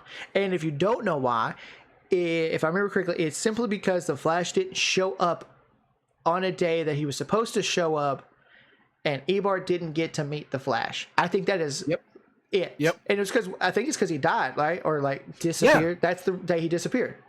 But Eobard was like, fuck you, Flash. You didn't show up. I didn't get my autograph. I didn't get my picture. Fuck you. Literally goes out of his way from a child at that point to figure out how to become like the Flash. Figured out, made himself the Flash, basically. But he's like, I'm the Reverse Flash. Fuck that bitch. Travels back in time and sets everything in motion that the Flash and Arrow becomes just so he can still fuck with them. Yep. No bigger hater out of pure petty. At least Lex, you kind of like, okay, so you're scared of this guy who literally is omnipotent in so many ways. Kind of can see where you're coming from, Lex, but you're still a bit of a fucking hater for no real reason. Eobard is just a grade A petty bitch who didn't get his autograph and meant his whole mission of, I'm going to fuck this guy's life. Like, Lex Luthor went out of his way. He took that shit, again, Flash took it personally. Reverse Flash took it very personally. Lex Luthor took it personally and also included his wallet into that bitch. Because to drop the amount of money that Lex Luthor dropped in this movie to cause the events to happen, that's bands. That's billions of dollars of free equipment he just gave to a country to set a plan in motion just to fuck with Superman. You know, it ain't get a plan. It ain't gonna get a country. You know how petty you have to be to start dropping billions upon billions to a country so you can get it, and at the same time you're gonna fuck with Superman with your billions upon if Batman was a villain, he'd be Lex Luthor. Oh, absolutely. That's the difference between Batman and Lex Luthor. Like, the almost exact difference. I guarantee you, Lex still has both his parents. Oh yeah. And I think there's a story where, and I think even the cartoons that you can find on Max, where a Lex comes from another universe where he's actually a good guy. Yeah. Because he's not a petty bitch in the other universe. And he uses that money fucking like Batman. Yeah. Like, the similarities between Lex Luthor and Batman are literally a set of parents not being alive. Yep. That's really, really what it is. Like, and for an example of because in my mind, the biggest hater for Batman, it's between Joker and the fucking Riddler. Either both of them or one of them is at the top. But I don't know for definite sure who's more fucking an asshole.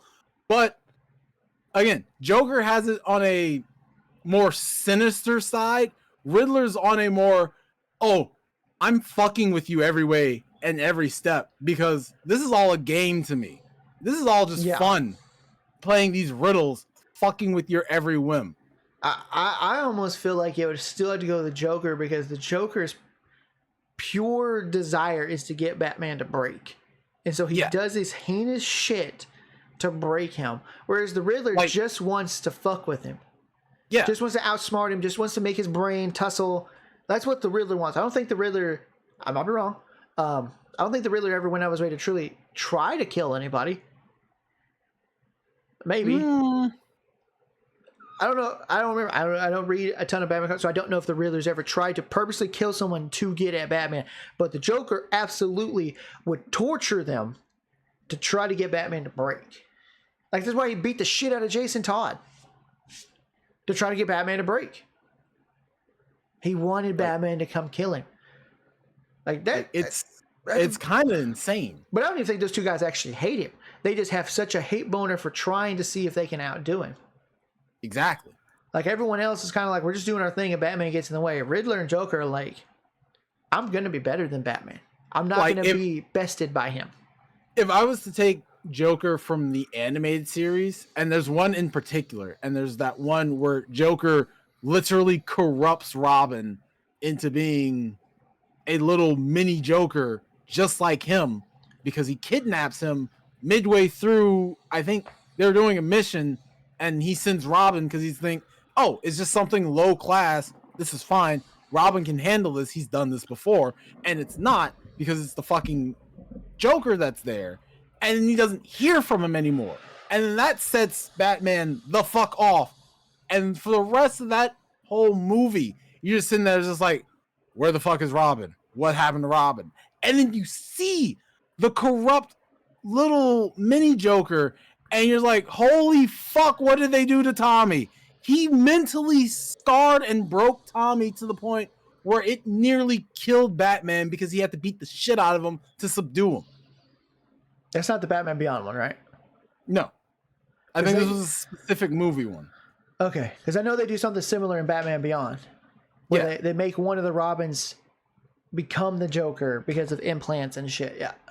Yeah. I know what you're talking about. I can't think of the name, but yeah. No, I remember that one. Yeah, he turned Robin basically into a mini Joker.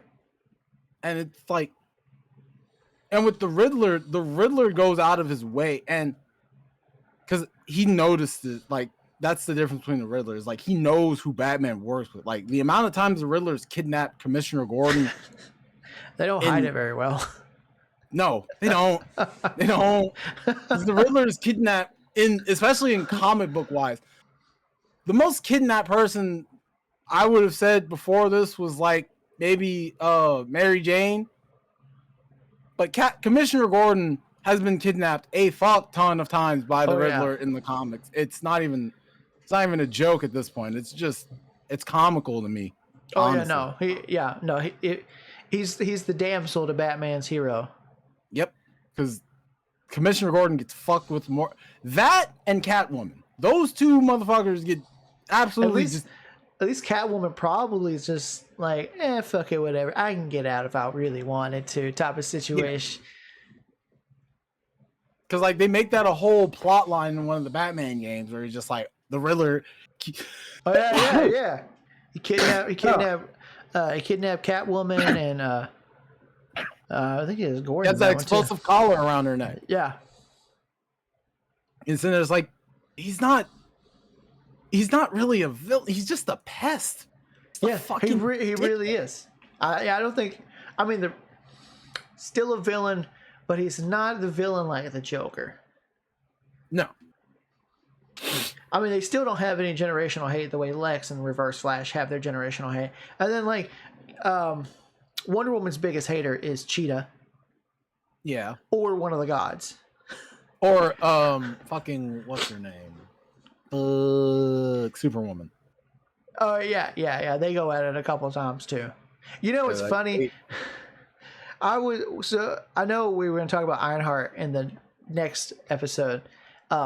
But when I was talking, I brought this up to my wife and we were mentioning it. And I mentioned how, because my wife actually goes, okay, so this character in Marvel is basically the devil. He's basically, there's so many different things in this Marvel and comics in general where they have all this, but the devil. Okay, he's basically the devil. And I'm sure people are going to get that. Oh, fuck, I know who you're talking about. I don't care.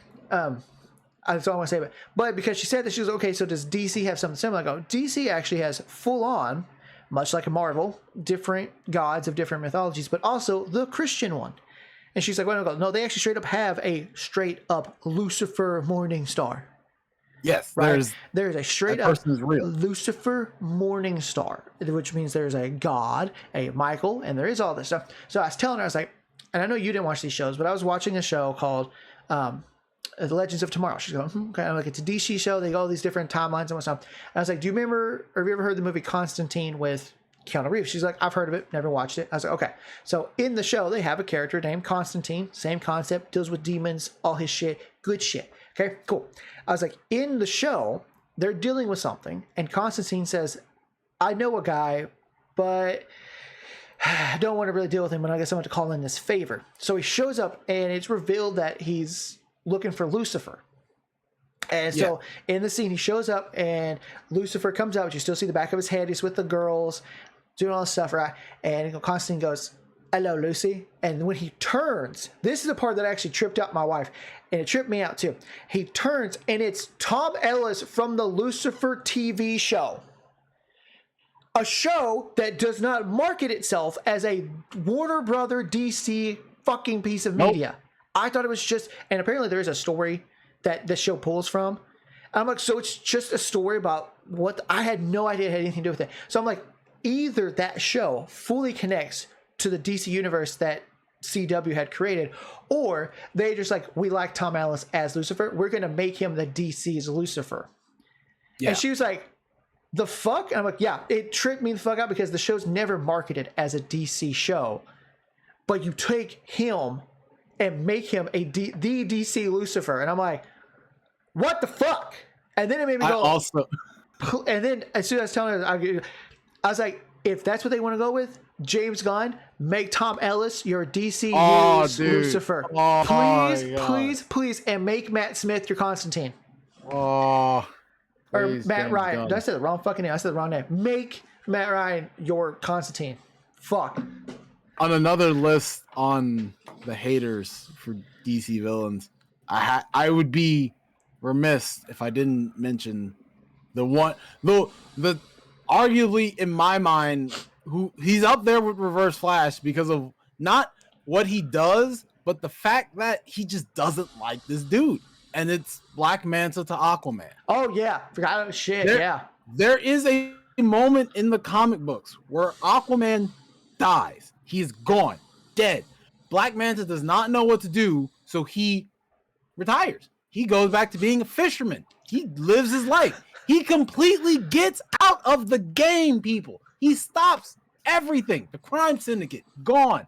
The suit, dusted, put into a storage somewhere. He quits, starts a family, all that shit. The second an Aquaman is born, real shit. Okay, hang on. I quit. I'm killing everybody. That's it. I'm crashing out. Fuck it. Everyone has to die. He literally kills the same fisher village that he lived in for years because Aquaman came back to life. Yo, you know how much hate you have for an individual that you retired. You set out. You did your freaking Thanos. You saw your village. You set out in your fucking pasture. That was it. Your life was completed. And then he comes back to life. Oh, hell no. That's it. Where's my blaster? Hang on. Motherfucker. Is he alive for real? Bet money. Yeah. We spinning the block right now. Yo. That's hate. That's some hate. That's some hate. That is some straight up Reverse Flash type of hate.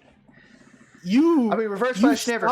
The only way, I guess, the way you put Reverse Flash over that is because even though Barry disappeared, which is what led him to becoming it, instead of just going, okay, fuck it. Once he finds out that this is why the Flash, that's the funny thing. He finds out why Flash wasn't there that day.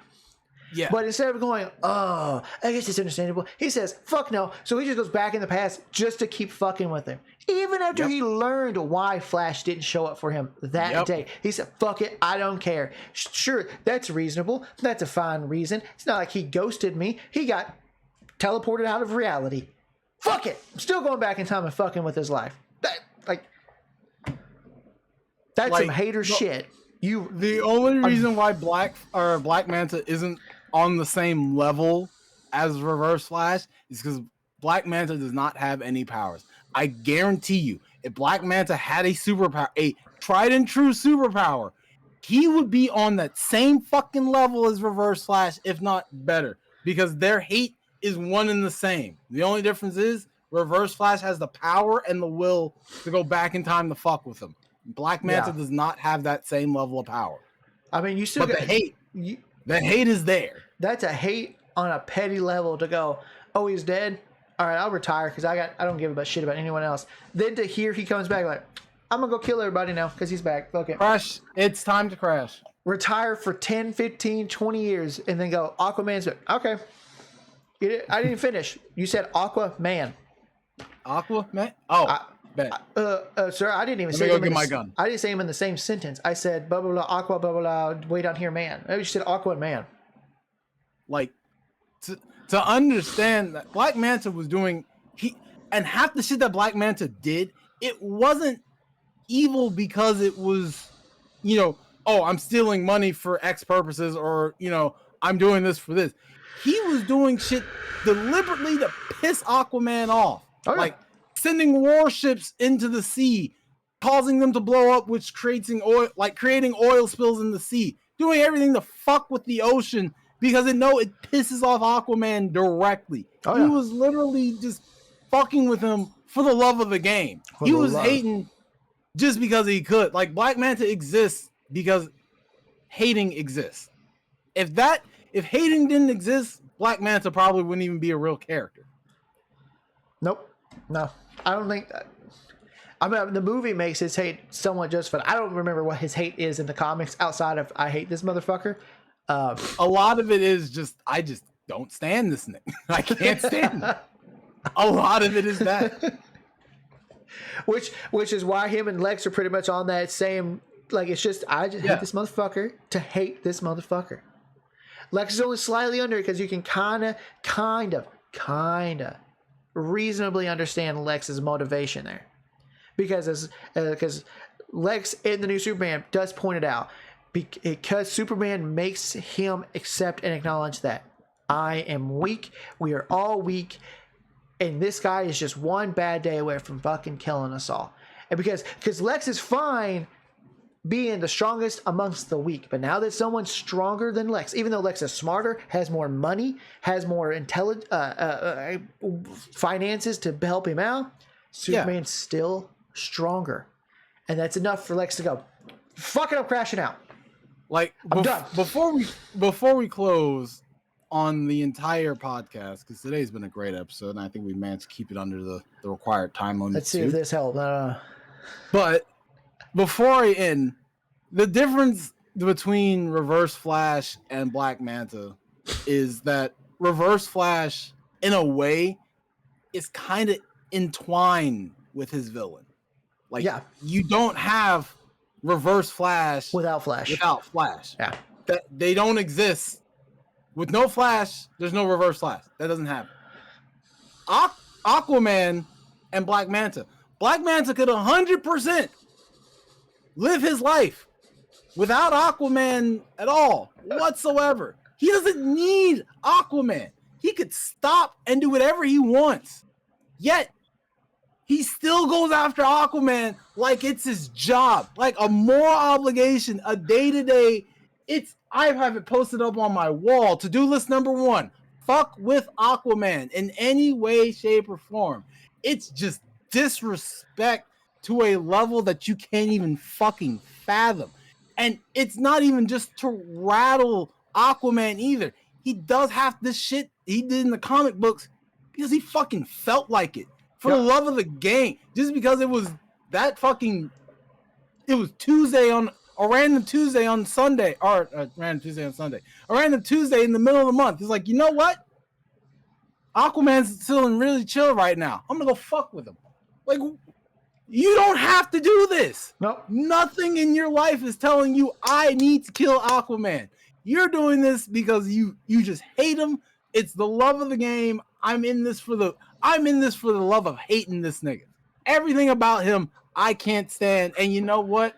If I'm going to make his day another hellhole, bet money. We're riding on that. We ride at dawn because we're going to fuck with Aquaman again. It's like, bruh, that is hate to a degree even Reverse Flash could understand. Like, Reverse Flash is like, dog, we might be just best friends because the way how you hate, I want to be like you when I grow up type shit. Oh, yeah. Manta's the type of hater that sees Aquaman on vacation and would just purposely show up to make his kids cry and have a bad time just to make his vacation miserable. Doesn't do anything, doesn't hurt anyone, just does shit to make the fucking kids start crying and throwing a fit. Just to make Aquaman miserable. He's just there just to fuck with Aquaman. And that's literally it. Like, quite literally it. I'm here to fuck with Aquaman and nobody else. Yeah. Like, damn. But what and again, Black Manta's just a guy in a suit. Yeah. This is a really expensive submarine suit or scuba diver suit. With a little bit of money. Yeah. Imagine I'm gonna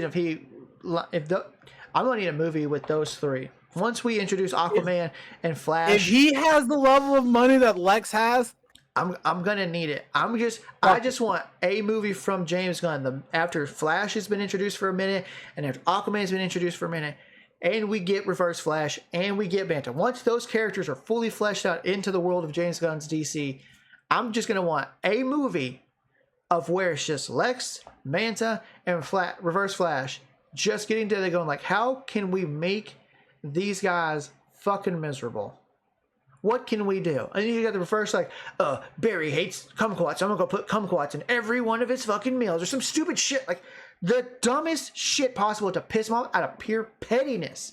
I was gonna, maybe not a movie, give me like a 10-minute short.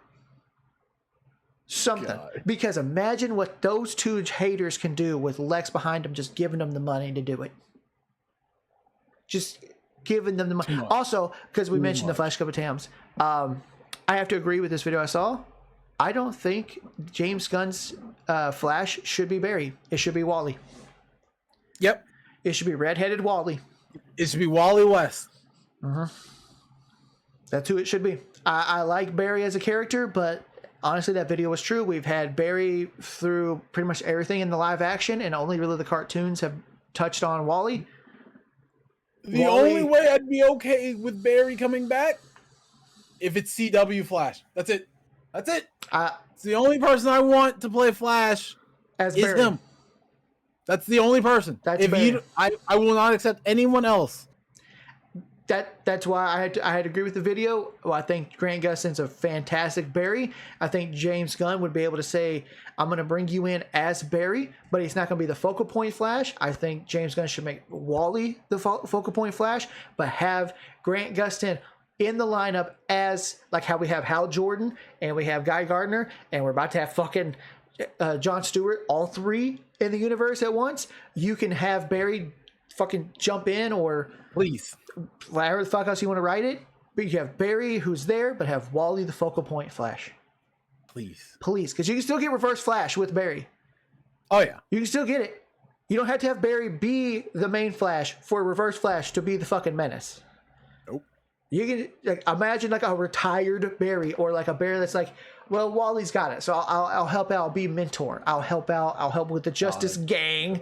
I'm just here because he's very smart too.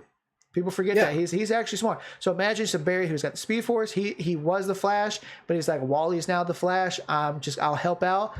I'll help Batman, all the shit. And Reverse Flash is like, I don't give a shit that you're just not the Flash. I'm gonna make your life fucking hell.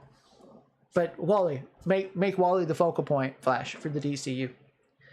And give me a good fucking Aquaman. And hurry up with fucking Jon Stewart. I want to see Jon Stewart. And good job, Superman. Just good job Superman. All around, James Gunn. This is what I wanted for Superman. And I don't care what anyone says. David Corr said it is a fantastic Superman, because when he's dressed as Clark, he really doesn't look like Superman. No. Superman does his hair like this with a little bit of strand that comes down. That's it. Clark is a big fucking nerd. Clark has the big curly hair that's all over the place with the glasses. Like, very distinct difference between the two. And I fucking loved it. But who are you guys' biggest haters of DC? Did we truly say the biggest haters, or is there someone else in DC that we don't know about that's an even bigger hater than Black Manta and Reverse Flash? And what did you guys think of the new Superman? Did you love it? Did you hate it? Where do you rank it? And I'm sure you Snyder Bros are going to say Man of Steel is better, but whatever. For those of you that know shit or a thing or two about Superman, where do you put this? Where do you feel about the movie, and how do you feel about David Cornsweet as Superman? How was his portrayal as Superman in this movie to you guys? Let us know in the comments below, and let's get a conversation going. But that's going to be the end of the episode for the Just Nerders podcast. We'd like to thank you all for stopping by and nerding out with us. And once again, I've been Phoenix. I've been Dan. And we'll see you guys. You killed it. Oh, God. We'll see you all next time. Because this guy can't do a fucking outro anymore. Jesus You didn't hear it? See you next time, everybody.